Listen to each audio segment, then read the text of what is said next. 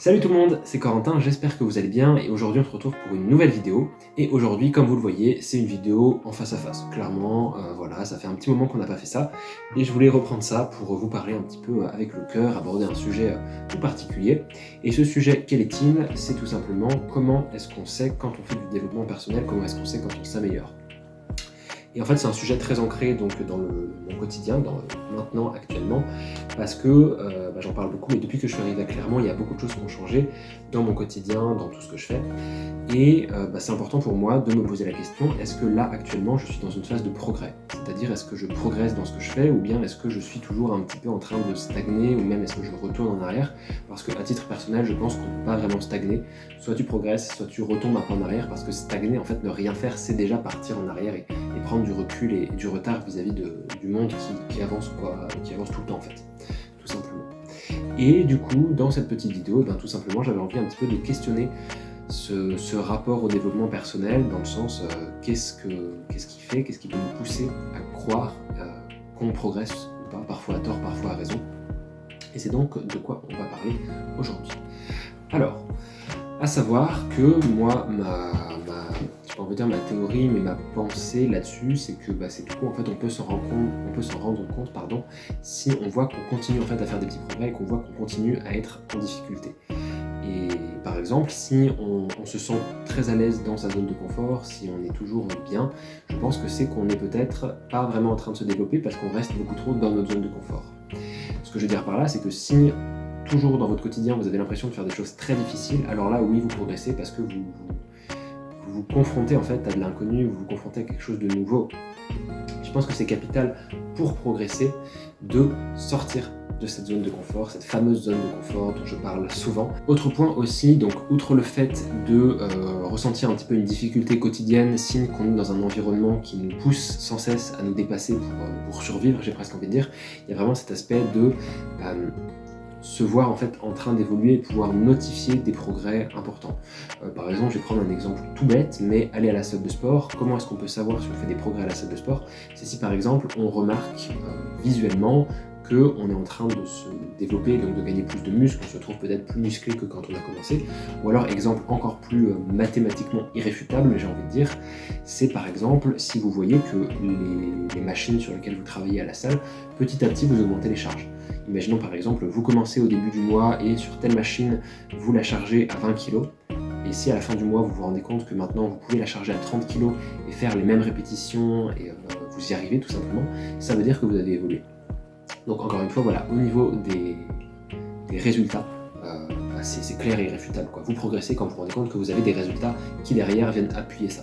Il y a un autre point qui concerne l'évolution et les progrès dans le développement personnel avec lequel j'aurais peut-être un peu plus de mal à parler. C'est ce côté, on dit en général, la victoire suit souvent l'échec. Je suis pas forcément d'accord, mais ce que je veux dire là-dedans, c'est que en général, quand on est dans une période très basse, en fait, on pourrait voir comme la possibilité de s'améliorer parce que justement, on est dans une galère pas possible. Et du coup, il y a ce côté, je suis dans une galère pas possible, donc obligatoirement je me développe parce que après il y aura quelque chose de plus positif. Je sais pas si vous me suivez un petit peu, mais ouais, ce côté être au fond du trou et du coup ne plus trop pouvoir tomber encore plus bas et ne pouvoir que remonter. Alors je dis pas que quand on est au fond du trou, c'est forcément la fin du monde, genre c'est horrible, etc. Et que obligatoirement on est en train de faire des progrès et ça va remonter, ça va s'améliorer. Mais je pense qu'il faut quand même garder ça à l'esprit et se dire que des fois quand on est vraiment presque on veut dire dans la merde, mais quand on est très mal, ça peut être un signe que ou bien on est en train de faire des progrès, qu'on n'a pas le choix, il va falloir faire des progrès, il va falloir s'améliorer pour sortir de là, ou bien qu'on en a fait et c'est ces progrès-là, qui nous ont mené là où on en est aujourd'hui. Et puis pour finir, je pense quand même que le plus important, ça se joue avant tout dans le mental. C'est-à-dire qu'il ne faut pas à tout prix traquer, j'ai presque envie de dire, pister toute petite trace de progrès, toute petite trace d'évolution, parce que ce serait se faire du mal pour rien. Ce que je veux dire par là, c'est que c'est pas parce que vous ne voyez pas d'effort maintenant que le développement personnel sur le long terme ne portera pas ses fruits. Et il y a plein d'exemples comme ça. Ce que je veux dire par là, c'est que parfois il faut plus de temps que ce qu'on attend pour s'améliorer dans une discipline. Parfois c'est plusieurs mois, plusieurs années et plusieurs décennies. Et si vous faites du développement personnel depuis peu de temps et que vous voyez que ça fait quelques jours, quelques semaines et que vous ne voyez aucun résultat, je suis désolé, mais c'est pas suffisant pour vous faire une idée et pour vous dire ok, ça marche pas. Donc c'est très important selon moi de savoir reconnaître toutes les petites traces, toutes les petites pistes, les petits moyens d'information, de voir qu'on fait des progrès, parce que c'est vraiment super gratifiant, ça fait plaisir et ça donne envie de se dépasser encore plus pour faire encore plus, tout simplement, pour s'améliorer encore mieux. Mais c'est pas crucial de reconnaître ça et il faut pas baser, on va dire, tous ces efforts, tous ces actes un petit peu pour s'améliorer uniquement sur, on va dire, l'espoir de récupérer ces petites pistes de progrès. Parce que c'est pas comme ça qu'il faut faire en fait. Il faut travailler pas pour le résultat mais pour ce que vous, ça vous apporte, tout simplement. Voilà, c'est tout ce dont je voulais parler aujourd'hui. Ça faisait un petit moment que je voulais faire une petite vidéo comme ça, assez chill, posée tranquillement dans ma chambre face à la caméra. Et tout simplement, c'était l'occasion. J'espère, quoi qu'il en soit, que la vidéo vous aura plu, que vous aurez appris quelque chose. Et tout simplement, voilà, n'hésitez pas dans les commentaires à me dire ce que vous en avez pensé et peut-être même si vos avis sont opposés à ça. Si vos avis divergent, qu'est-ce que vous pensez peut-être de la manière de reconnaître les progrès qu'on peut faire en développement personnel?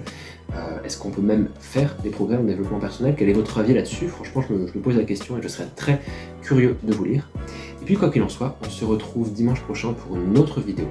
Prenez soin de vous, c'était Corentin, salut tout le monde.